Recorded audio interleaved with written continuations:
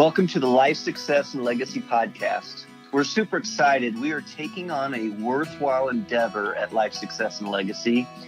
Our intention is to honor Nelson Nash, the man, as well as the infinite banking concept. We're going to create a series of resources, including podcast and text, as a resource for others who want to truly understand with depth and clarity what Nelson shared in his book, Becoming Your Own Banker, as well as the many seminars and think tanks that we were fortunate to have attended during his life. So who is this intended audience? Well, we will use Nelson Nash's own words. It is written for the layman, not for financial advisors, but all life agents should be thoroughly knowledgeable of its content and practice. So whether you are an individual, part of a family, a business owner, or a life insurance agent, this is for you. So sit back, relax, and we will walk you through becoming your own banker step by step so you can reference the parts you want to revisit at your own pace. And we might have a little fun along the way.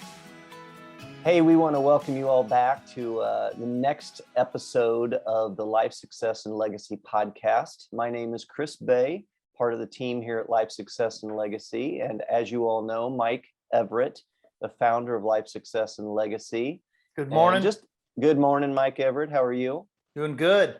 Good. Mike Everett's coming off a fun weekend with his son. They got to get away and play some golf together, some good father-son bonding. And it sounds like they crushed it, at least first for the round. beginning. Then the reality of the game set in. Isn't that the beauty of the game, though? Yeah, I think everything kind of works that way. Yeah, I mean, you look at professional sports, one weekend and team's up, and next weekend they're down. Mm-hmm. So it really works that way all the way along. So Yeah, that's right. Hey. It's good to have you back in Lawrence, America. Yep. And fun to be doing our podcast. And Mike Crawford, of course, behind the scenes, making this whole thing operate. For our listeners, we are into the 5th section of Nelson's book, Becoming Your Own Banker. So if you've got a copy of the book with you, we're actually to page 66, which is called The Retirement Trap. And as I was reviewing this chapter, there were 3 main points, I guess, that stand out to me. And Mike may have some different points, but the ones that stand out to me is, one, Nelson Nash has some strong passions and opinions. Mm-hmm. And I will say his opinions are well studied and read. If anyone reads his or looks at his reading list or has a conversation with him, he does not come to his opinions lightly. No. He has done his homework. Okay. One of the things that we encourage people to do is do your homework. Don't just swallow down somebody else's opinion. Do your homework, come up with your own opinions and such. Couple of those that come out in this retirement trap chapter. One is he talks about, and it becomes very clear about his opinion on government sponsored plans. Yep. And especially I think it applies in what we do on a daily basis is deferred taxes. Yep. Right? Yep. The other thing is, he doesn't say it in this, but there is, for those of us who know Nelson and his thoughts, there is a undercurrent all the way through here of Austrian economic philosophy. Mm-hmm. And so I encourage people, if you don't know what Austrian economics is, learn. Go to the back of his book. He's got a ton of references there, and learn what Austrian economics is all about. So one is the government-sponsored plans. And then the second key thing that he touches on throughout this chapter is retirement, the whole concept of retirement. So we're going to jump into this. And what I love about this is Mike Everett has listened to Nelson Nash, got to listen to Nelson Nash and hear him go off. Even that is further, perfect. Even further than what we capture here in the book, but even further. And I remember when we hosted Nelson and Lawrence, and I had a lot of hesitations because in Kansas, Lawrence, I believe, is one of 2 blue counties, if you think politically, right? Yep. So there's probably not a lot of Austrian economists in Lawrence, America, No, right? no. So when Nelson came, I had some hesitations about that. And Everett, I think you just kept telling me, it'll be okay. Yeah. And it was, though, by the way, people loved getting a chance to meet Nelson and hear his thoughts and opinions and learn about infinite banking.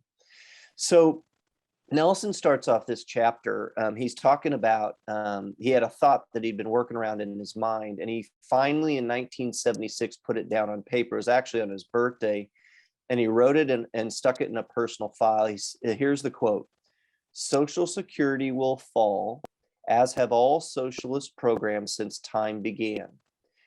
Before it falls, they will attempt to prop it up. The source of funds that they will use is the reserves of private pension plans and other government sanctioned schemes."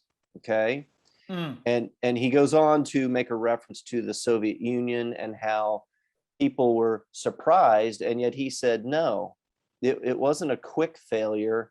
It was actually doomed from the start because it was based on from a faulty premise that the government knows how to order the lives of people better than do the people themselves. So I'm going to pause there. Mike, you got to listen to Nelson many times. And he had some strong thoughts, opinions, and had done his homework. Can you just kind of talk a little bit about who Nelson was, how he came to his beliefs, and what you experienced from Nelson as you learned and listened to him? Well, so it took me, whenever you're learning something new, it takes a little bit of a time to make a shift in your brain. Sometimes people can't make the shift, and we understand that. But the more I listened, the more I studied, the more I learned, the more I thought Nelson really had the core themes and some of the core thought processes of really what's what's really happening today. This one of the last sentences: before it falls, they will attempt to prop it up. Well, this was in 76 that he wrote this. It's now 2021. And is that a true statement? Yeah. It's a true statement. And then the source of the funds that they will use in its reserves of private pension plans and other government sanctioned schemes, they're talking about this right now. And I think, and Nelson, I'll be honest, he didn't spend a lot of time on the retirement trap, other than the fact that, his, this may be a bad word, but his knee-jerk reaction was against all government sanctioned plans. All. Yeah. Not part of them, but he's a purist. When he gets his mind set on something and he's done his research, he's a purist throughout. For example, I'll give an example with our clients. People will ask sometimes, so do you not use banks at all? Right. Everybody asks that. Right. And we're like, no, we use banks. If you're a purist, Nelson would prefer not to use banks, period. Right. But specifically, he's speaking about don't use banks for their cash, for loans, those for banking purposes. Right. That is the purist. Now, the whole spectrum, we have clients who utilize and leverage bank loans for real estate investments, etc. But keep in mind, Nelson is a purist. He has strong convictions throughout his philosophy. Okay. Mike's like, there's a pause. No, that's good. That's good. So this whole idea, where I think at least in my mind, where it makes that connection is down in the next chapter or the next paragraph. He's talking about a hypothetical situation. He said, if the government would remind you and he uses a doctor as an example. That's right. That $10,000 that you put into your pension plan last year was not your money, and you know it.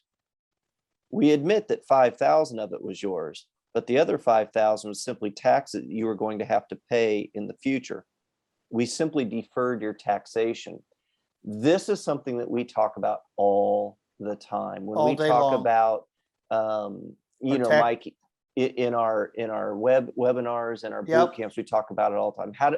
Give us an example. How do we talk about that deferred taxes? Well, so, our thought process is we got taught, and we all have done this, by the way.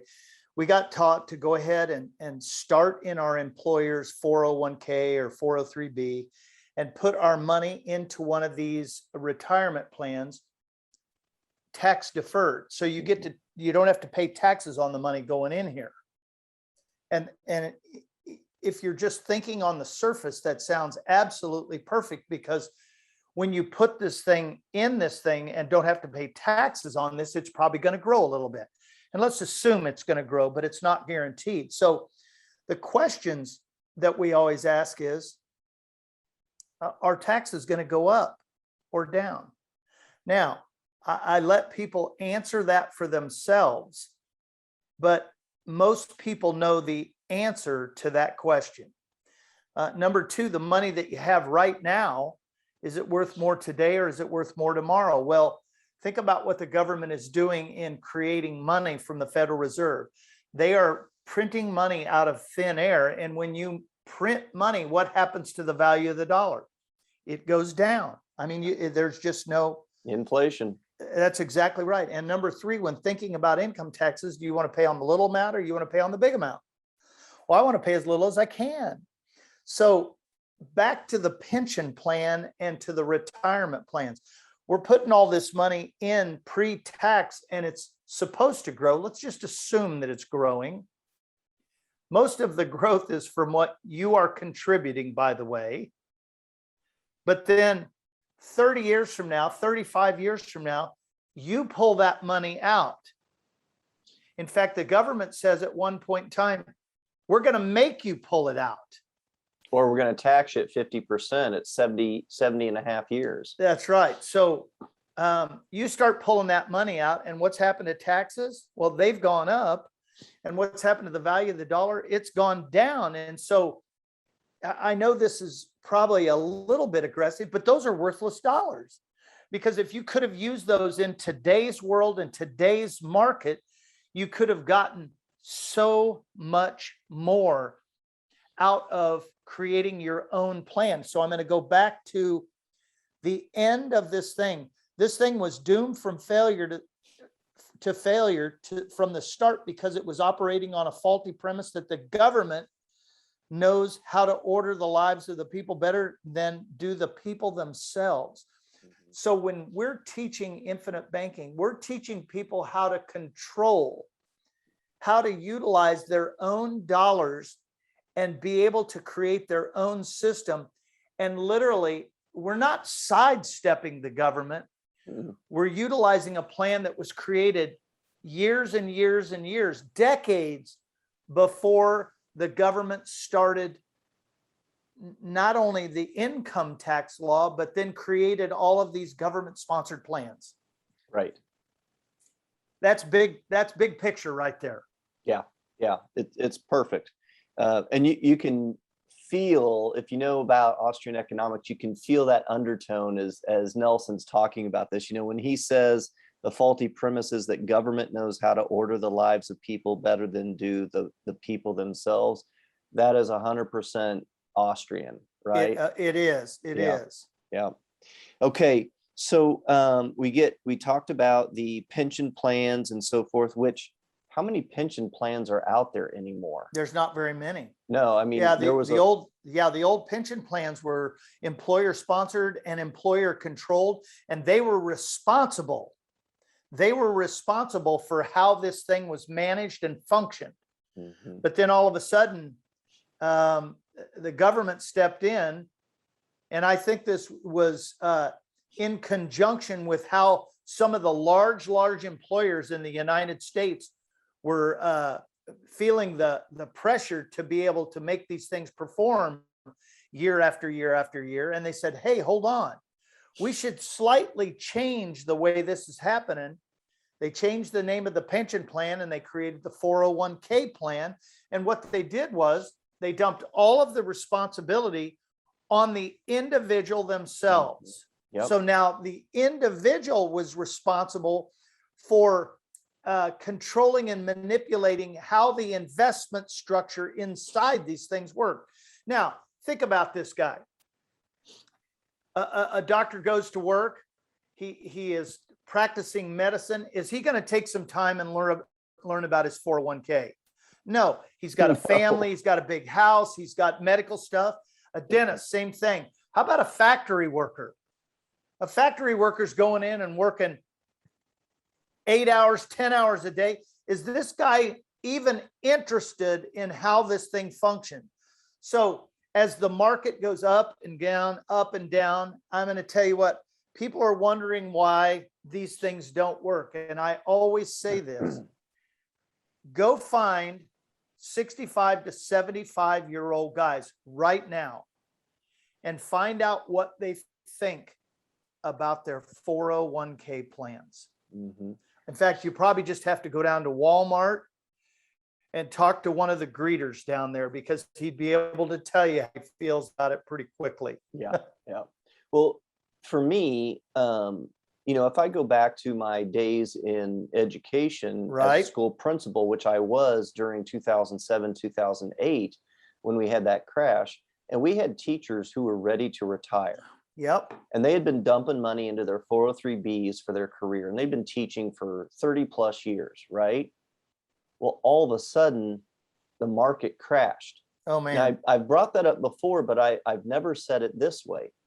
What if the market hadn't crashed, but instead the government decided to access the taxable portion of their 403B at that point? Again, decreasing balance, right? That's right. And essentially that's what they're doing, is that they would just simply be accessing the tax dollars before you actually liquidated the dollars for you. And I don't know that, to me, it's about control. It is. It is about control and flexibility. And what Nelson presents to us with IBC is a solution to those things. It's an alternative for people to consider. Yep. Okay. Let's jump ahead here. I am in the second column, in the second full paragraph, to one of Nelson's favorite quotes. Mike Everett, would you like to read that quote? I would. When a government creates a problem, and read about onerous taxation, and then turns around and creates an exception to the problem that they created, read about tax sheltered retirement plans, etc., aren't you just a little bit suspicious that you are being manipulated? I was probably a year and a half into my IBC career when all of that hit my head. And once again, we talk about the ruts in our brains after we've been taught a certain way to think about certain things, 401ks, 403Bs, and the like, even IRAs and mutual funds.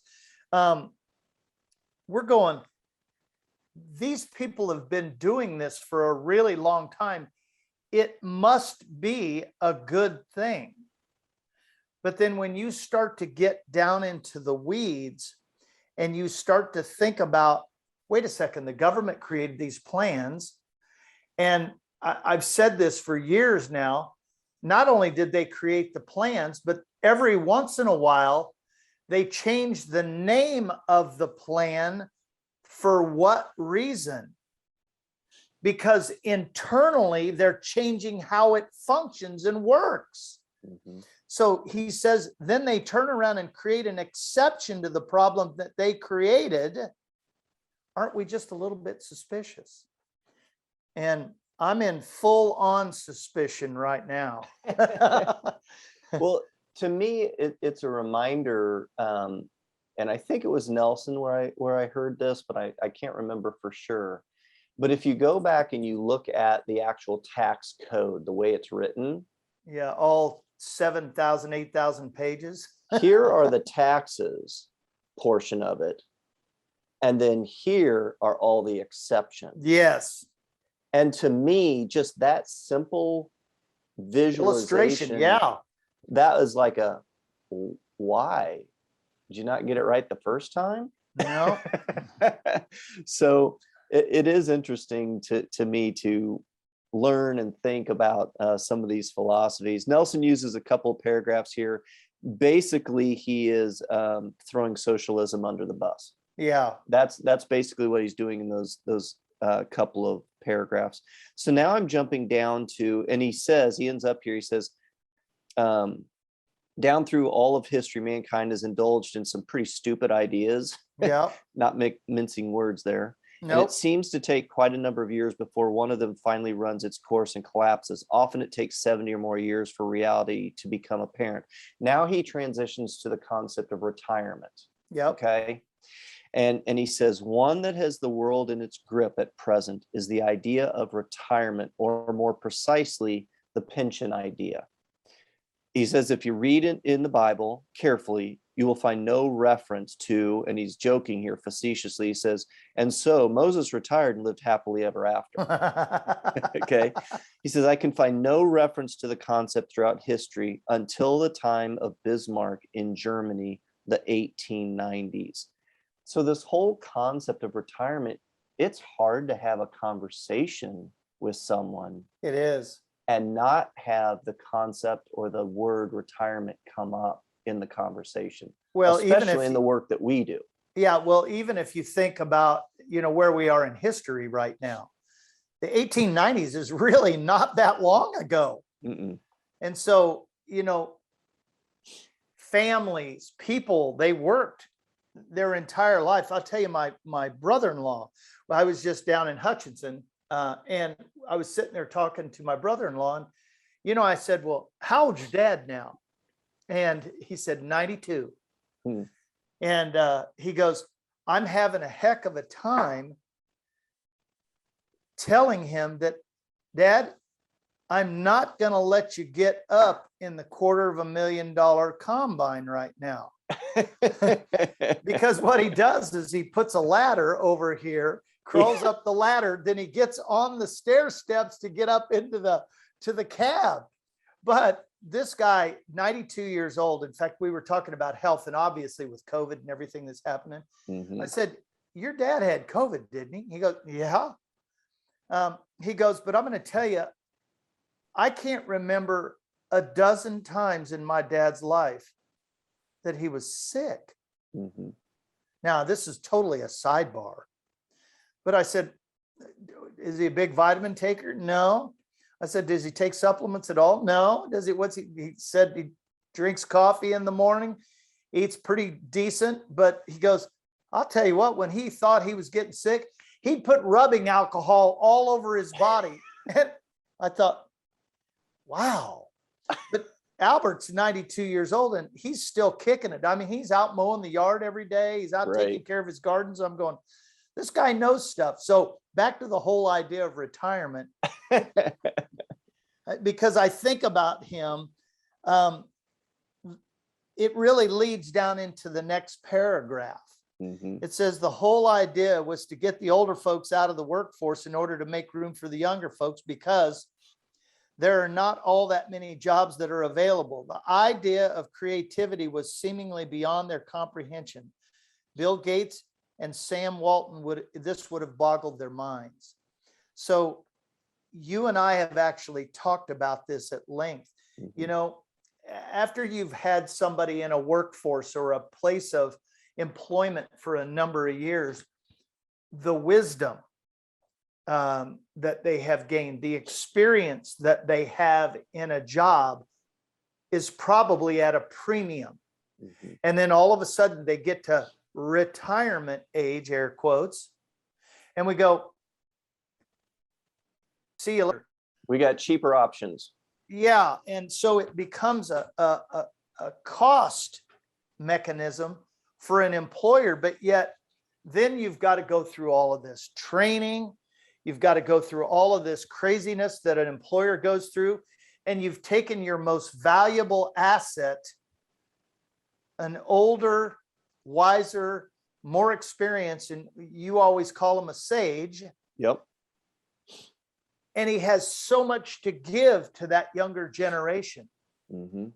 But yet, I think so many people don't see it because there's dollar signs alongside all of that. I'll give you a personal experience of that. So I was hired as a school principal at the age of 30. Do you think I was do you think I was a cheaper option? Probably. Yeah. Okay.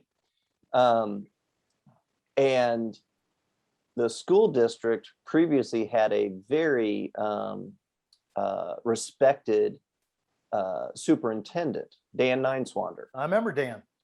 And Dan had to retire early because of loss of hearing. It was his choice. Right. He just couldn't hear in the settings, of group settings. He couldn't pick up words and things. It just wasn't working anymore. It wasn't selective hearing, though.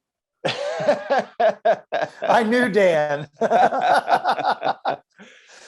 And what I think was really sharp on the part of Randy Weisman, who was the new superintendent, is he went and talked Dan into coming back to the school district and being a mentor to the principals. Yep. They hired him on the cheap, I'm sure. Dan didn't care about the money. He just wanted to be involved. No. And they hired him, and his role was to support and mentor school principals. And I got the opportunity as a young principal to latch on to his coattails. And man, I just listened. It wouldn't have done any good for me to talk anyway, because he couldn't hear me. Yeah.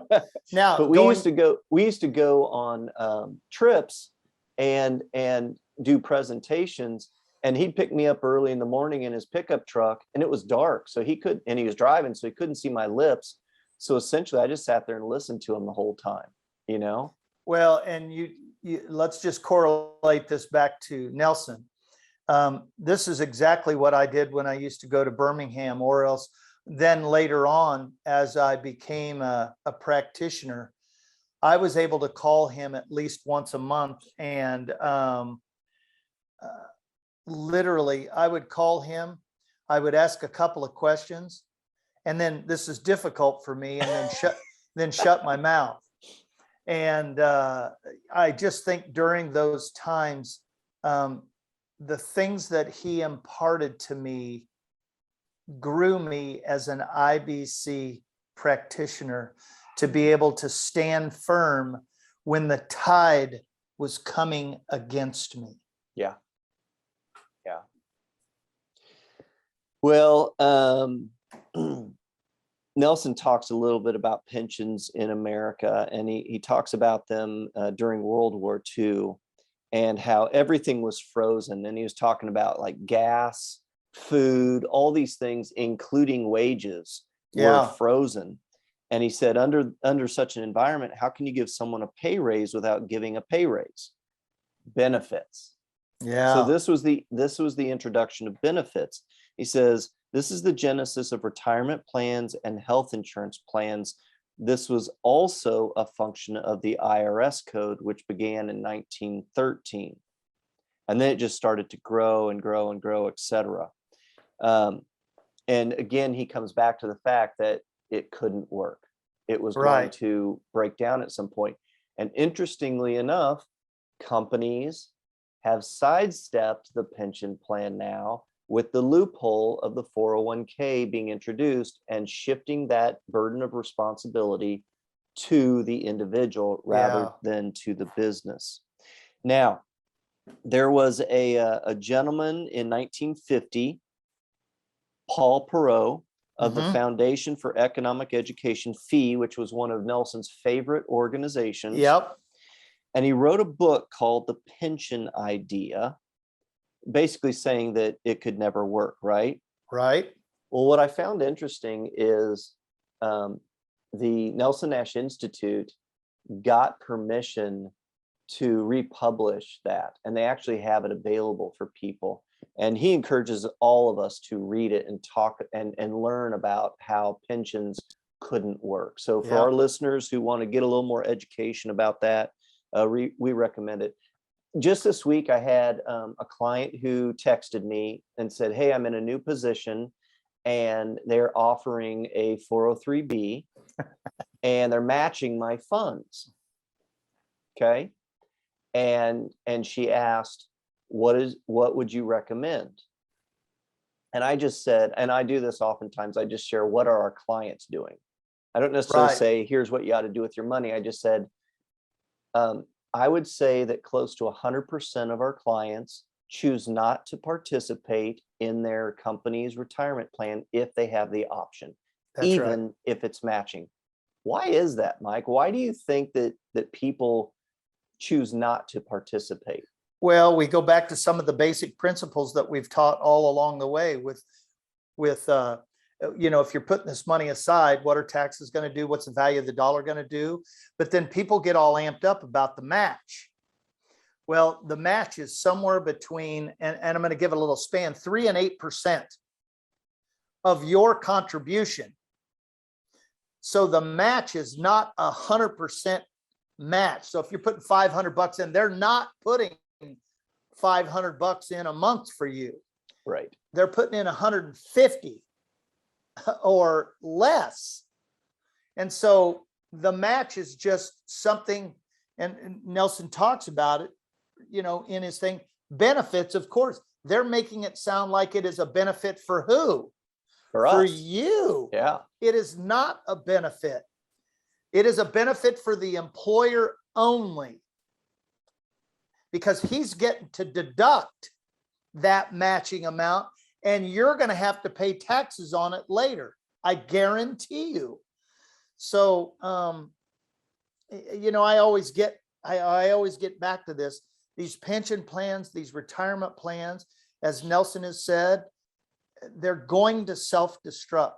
Yeah. Or when you finally get an opportunity to get a hold of some of it, you're going to go, man, I thought it was going to be so much more. And I actually feel that same way about, the Social Security and the Medicare that is now available to me. Yeah. It just doesn't seem like those are also government sponsored options. Yeah, it's interesting to me when I look at just a couple of examples of efforts on the government to try to do some of the things that our society needs that have not necessarily been very successful. Right. For example, if you go back and look historically at architecture and you look at government housing, which became slums, right? Yep. It didn't work because the government didn't function well managing it. And so what happened is, once they learned, we're not good at housing, what we're going to do is we're going to make an exception, and we're going to encourage individuals to provide housing, and we're going to do that by giving them a tax benefit. Right. And you can see that in various ways. Another example, right? I mean, right now we're seeing our postal service really struggling over the last several years, really struggling. And yet, my goodness, I see UPS and FedEx and Amazon up and down my street multiple times a day. Just all over the place. They're just taking, and I'm not, there's issues with those corporations as well. Sure there are. Yeah. Recognize that. But the point Nelson's trying to make is government has not necessarily been good at creating these systems for people. That is essentially Nelson's position. Well, and you're talking about Amazon and FedEx. These are privately held businesses.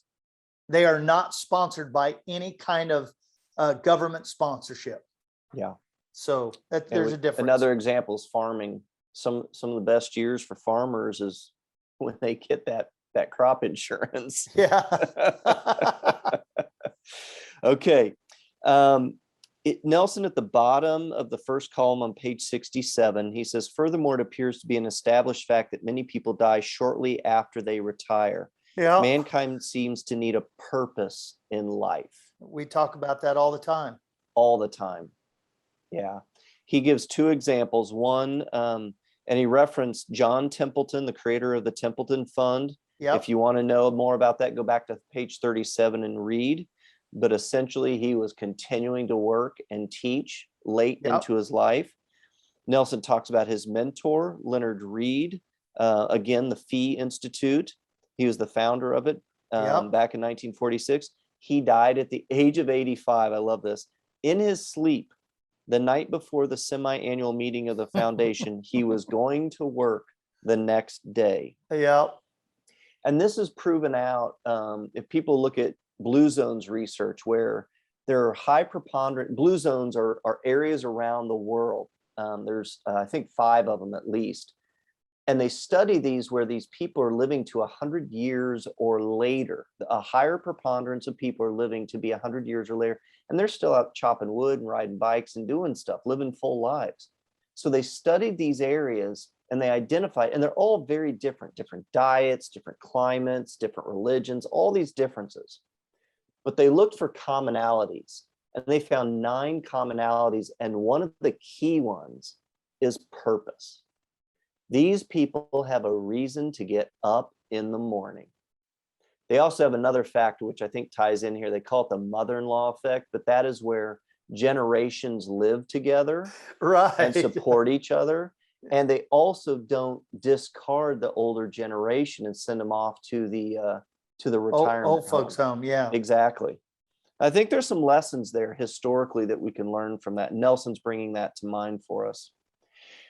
Okay, Mike Everett, this Edward Deming, business consultant who went over to Japan because no one would listen to him in the United States. What do you know about Edward Deming? Oh, I tell you, everybody laughed at him in the United States because they thought, dude, this stuff that you're spouting is no good. Well, then he went over to Japan and he started sharing this stuff with people over there, and they coined him as a hero.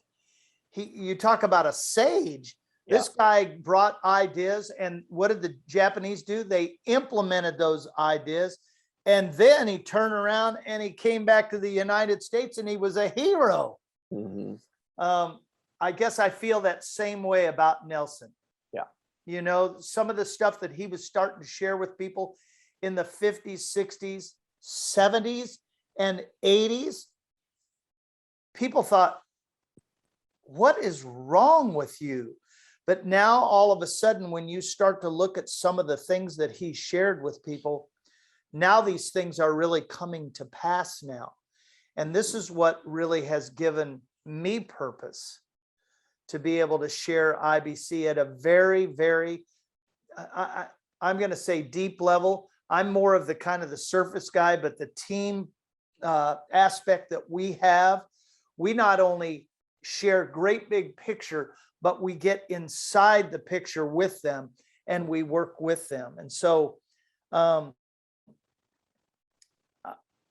you know, I'm going to go back to the whole retirement thing. You know, I think it was a year ago, you asked me, well, Mike, when are you thinking about retiring or kicking out of here? Test.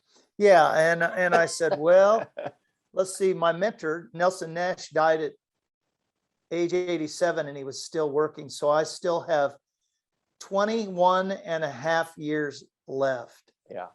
If I die at age 87, and I got a funny feeling, you know, I didn't have all the plumbing of the heart that Nelson has had. He had 4 of those. Yeah.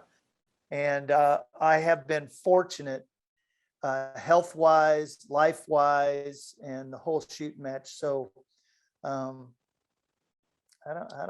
don't see me shutting down. My follow-up question to you, Mike, is, and this is to drive the point home, why don't you think about retiring? I love what I do. That's it. It's purpose, isn't it? It is. In fact, if you go down here to the 14 points that Ed Deming talked about, the number one point, and this is on the right-hand column on page 67 in the book, create of purpose. Now, that purpose can take on many different avenues. You know, I think about Linda and I at 65 plus. Right now, we're painting our house. And is that purpose? We got a lot of purpose right now. We got a lot of outside purpose we need to be.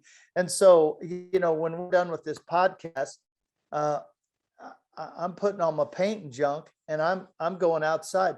We are 3/4 of the way done with the house, but yet we're active. And you talked about this earlier, people who are riding bikes, who are taking walks, who are eating right, but we have purpose. And then, the other part of the time we're going to our kids and our grandkids events and stuff like that. I mean, we're involved, we're busy.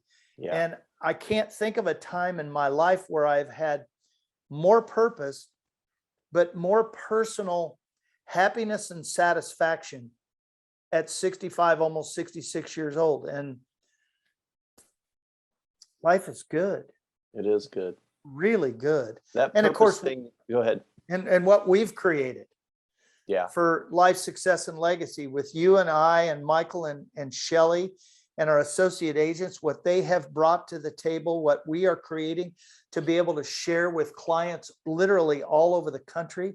My goodness gracious.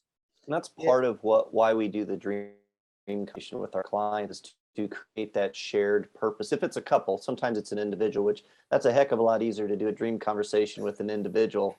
You bring a husband and wife together, you might get some fireworks when you're trying to create little different dynamic. A little different dynamic. But part of the reason we do that is to encourage people to dream and to help them generate or clarify or articulate what is their purpose? What is their shared purpose that they're trying to create? Once we know that, it's easy to design their strategies. It is. Yeah. All right, Mike Everett, this was good. We probably went a little long on this one. Didn't know where to cut it off. So thanks to our listeners for hanging in there with us as we go through this. This is some pretty important stuff, more philosophical than nuts and bolts from Nelson Nash for sure. And I'm just grateful that Mike Everett, you followed Nelson around and listened and learned from him, because then I got to listen and learn from you. So appreciate you, man. Thank you. All right, bro. All right. To our listeners, thank you for joining us. Check us out at Life, Success, and Legacy. And you can get all the books and other resources, learning kits, etc. Check out our webinars that we do just about every other Monday evening. Either Mike Everett or Mike Crawford do our webinars. Those are live.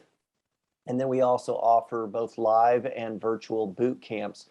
We do recommend that you do the webinar first. That's kind of a prerequisite, because if you came to the boot camp without doing the webinar, it'd be like jumping into calculus and you don't know your math facts yet. Oh boy. So jump on one of our webinars and check us out. Until our next episode, thanks for joining us.